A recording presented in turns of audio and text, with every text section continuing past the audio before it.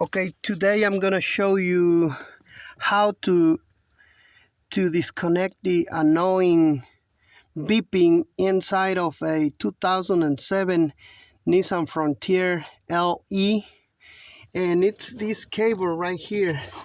It's this one here. You just unplugged it. You just unplug it. It's annoying, I don't know if you're gonna be able to see, but I'm gonna try to show you. See, you plug it and it start beeping, and then you unplug it, and that's really simple. You don't even have to take this apart, I don't think. If you have access.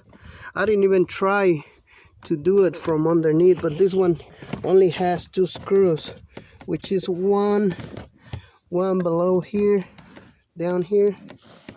So it has one right there, and if you remove this trim from here, it has another one over here, which is this one right there.